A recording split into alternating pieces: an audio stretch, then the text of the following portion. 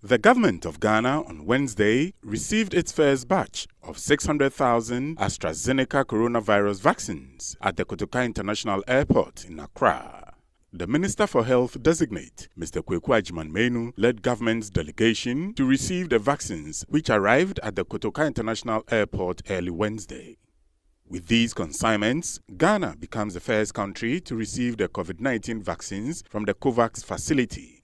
Currently, Ghana, which is grappling with the effects of the COVID-19 pandemic, has over 6,000 active cases after 80,000 cumulative infections. Over 500 persons have died as a result of the novel coronavirus, and it may be recalled that in the last presidential address to the nation by President Akufo-Addo on COVID-19 update, he stated that the country has put in place measures to procure the vaccines and a plan to roll out a vaccination program. Meanwhile, the Minister of Information, Kojo Nkrumah, has released a statement outlining the rollout of the vaccines. The statement said the COVID-19 vaccination program will be conducted in phases among segmented populations. The first segment of the population that will receive from the 600,000 doses will be health workers, adults over 60 years, people with underlying health conditions, legislature, judiciary and their related staff, frontline security personnel, some religious leaders, essential workers, teachers and other personalities in the Greater Accra metropolitan area, including Ewutu Senya and Ewutu Senya East in the central region. A similar segmented population in the Greater Kumasi metropolitan area and the Obuasi municipality will also be covered. From 2nd March, COVID-19 vaccines will be deployed in health facilities and designated centers across the country. Meanwhile, Ghana is among 92 countries that will receive a no-fault compensation claim of serious side effects for people who are vaccinated with COVID-19 vaccine acquired from the COVAX facility. This follows an agreement by the World Health Organization that a no-fault lump sum will be provided for serious COVAX vaccine side effects to reduce the need for resources to the law courts, a potentially lengthy and costly process.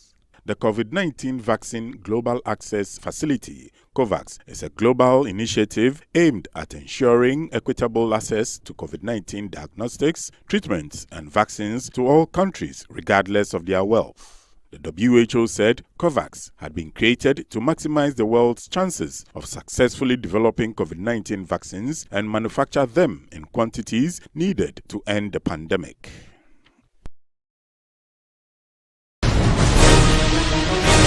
The NPP Member of Parliament for the Fantiakwa South constituency in the Eastern region, Kofi Ocher Ajekum, has cut the sword for the construction of an 11.5-kilometer road in his constituency. The project, which is expected to be completed soon, is being financed by the Government of Ghana and Ghana Cocoa Board. Speaking to NET2 News, Mr. Kofi Ocher Ajekum indicated that his vision for the project was to make the transportation of goods and services easier in the constituency. He said his commitment to ensuring the provision of quality road and other infrastructures would continue to be a priority.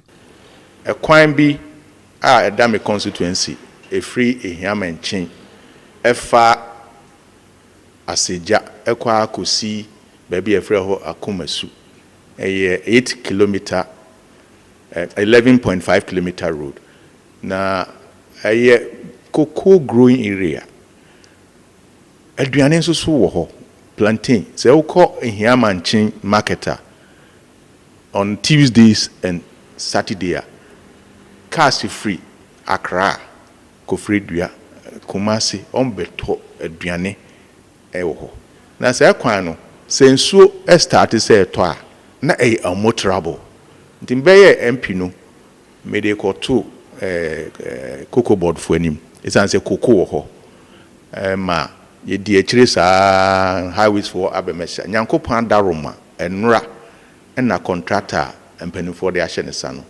Or the infidie by ya, or best start is or be catty, or be start judgment. Yenra, yeni hiamenchin hene, nana nati kwao, any adade manch of where wohunina ye kokate sword. DC Intoria Jabane, any party chairman, Mazibin ye kokate sword, and my contractor no, Rose Limited was started or ye kwano 11.5 kilometers or ye edi quota aguso amount for the first time quota enku kwano so da enti enra de na ye nije da man pa aye nyina ye koye na ye koye the fefe. Honorable Kofi Okyere-Agyekung used the opportunity to express appreciation to the NPP government, Ghana Cocoa Board, the chiefs of his constituency, and some supportive individuals. Mr. Kwana road enko she said your man for peno, but contractor also. Nina ana last one na ye major one. Ena enrance ye ko carte sodi. So you no free hono mo ati say kwan bi ti say the free osuno eko dwaso any a few town rules there ni nyina djuma ekoso osi not dwaso djuma ekoso bridge bi ebuye o ma fix bridge no akakra na akwan no edamiti metimi aka say me de me constituency fanti akwade abanwe ebae oni me edi ni yi pa fact say school dan no mu ne toilets no mu ne manema de normal course obia ohia bibia no yetimi yema no nti any problem fanti akwa staff ye da ban no so ase ye da Cocoa Board ase ye da nyankopon ene ahemfu no nyina ato so mo taye chi ye adwuma no. A 31-member Council of State was on Tuesday sworn into office with a call to be proactive partners in Ghana's common efforts to find solutions that will improve the lives of Ghanaians and safeguard the integrity of the nation and its heritage. The call was made by President Nana Addo Dankwa Akufo-Addo after he inaugurated the newly constituted body at the Jubilee House in Accra. This is in accordance with Article 89 of the 1992 Constitution of Ghana, which mandates esteemed citizens to counsel the President. The President administered 3 oaths, namely the Oath of Allegiance, the Oath of Secrecy, and the Oath as a Member of the Council of State to the eminent members, after which he presented instruments of appointments to them. With 16 newly elected regional representatives on the Council, over a third of the rest have been appointed for the second time. In his address to the members, President Akufo-Addo congratulated the 31-member council and praised the exemplary conduct of the previous council and looked forward to working with the new council. After 28 years of the Fourth Republic, I think it is fair to say that one of the most successful councils of state we have had has been the one that worked with me in my first term of office. So I'm hopeful that all of you on the new council will live up to expectation and perform effectively this all-important function. To this end, the President was hopeful that the Council will continue to offer him honest advice based on unvarnished truth. The President said the nation has been confronted with the COVID-19 pandemic, which makes their time peculiar. With the Council of State having a broad scope of advisory functions in counseling the President, President Akufo-Addo was expectant that the Council will get to work rapidly and effectively to enable government functions satisfactorily. Between the Council and the Presidency, we have a lot of work to do to get all the appointments in place to get the government machinery to work. I hope that we shall not insist on standing on ceremony, but get to work rapidly and efficiently to enable government function satisfactorily. Members of the Council, you have been sworn into office at a difficult time in the history of our nation, and indeed of the world. We are confronted with the ravages of COVID-19, which have affected the livelihoods and lives of all Ghanaians. Through proactive measures put in place by government, we have seen a rebound in economic activities. However, these gains are now being threatened by the rising number of active cases in the so-called second wave that is sweeping the world. Winning the fight against the pandemic remains a collective duty and responsibility. So I appeal to you to help in this endeavor. The president used the occasion to welcome a vigorous exchange of ideas between the presidency and the council with the hope of enriching his second term for the benefit of Ghanaians. I look forward very much to working with the council that will continue to offer me honest advice based on unvarnished truth. I look forward to working with the council that will help deepen our democracy and help enhance the quality of our governance. And I look forward to working with a council that will help us deliver a prosperous Ghana.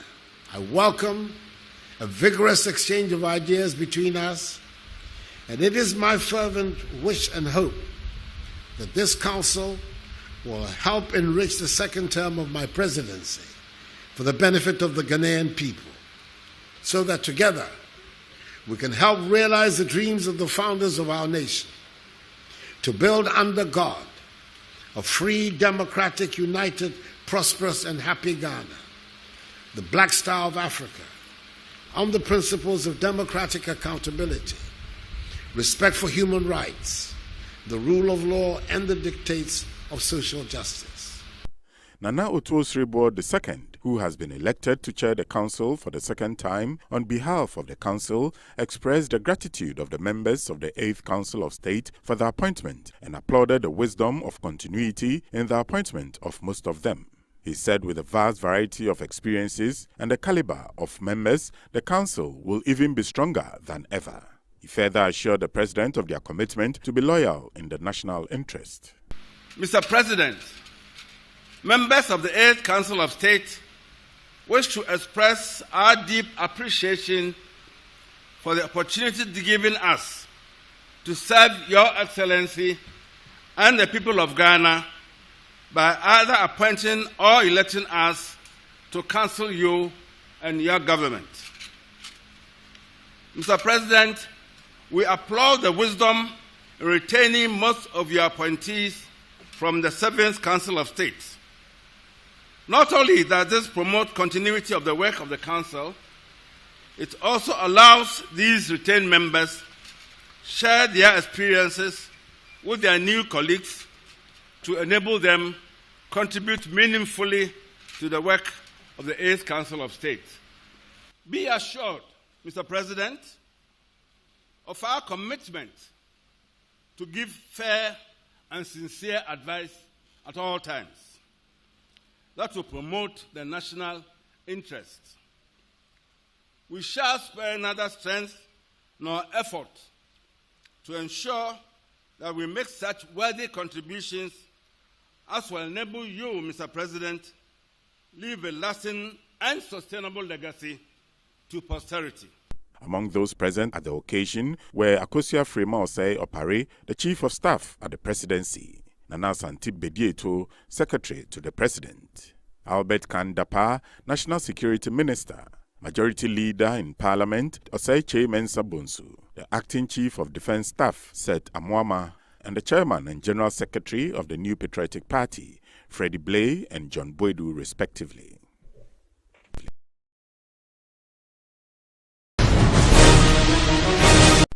Parliament of Ghana on Tuesday continued its vetting process for appointees nominated for ministerial positions by the President of the Republic, Nana Addo Dankwa Akufo-Addo, in accordance with Article 78(1) of the Constitution that mandates nominees by the President for ministerial appointments to be approved by Parliament before they can act or hold themselves out as ministers or deputy ministers of state. Taking their turns on Tuesday were Madam Cecilia Abna-Dapa, Minister-Designate for Sanitation and Water Resources, Kweku Ofori-Esiama, Minister-Designate for Transport, and Honorable Joseph Kujo, Minister-Designate for Public Enterprises. Madam Cecilia Dapa, during the process, stated that Accra is on course to achieving its vision as the cleanest city in Africa. She explained that cleanliness was an all-inclusive process which entailed a lot of work to yield results. She also highlighted the improvements in the provision of potable water and sanitation, as well as the provision of toilets in households without the facilities. Mr. Chairman, Accra is on course to become the cleanest city that the President gave in absolute terms. I think we are on course, looking at what we started doing and what I continue from my colleague. Thank you. I believe we all know that cleanliness is an all-inclusive process. It entails a lot of work, and we know that when you start a process, it takes time to yield results. There are low-hanging fruits like the initiative we took to provide bins for littering to stop so that people can put their litter in. That is one. And most important of all, we've also, through the Gamma project, provided 33,000 household toilets. That is also part of the cleaning or cleanliness process that we have undertaken. We also have another project, the Garrett project, that is coming on to make sure the dam sites are covered, and then most importantly, the Odor River is also worked on.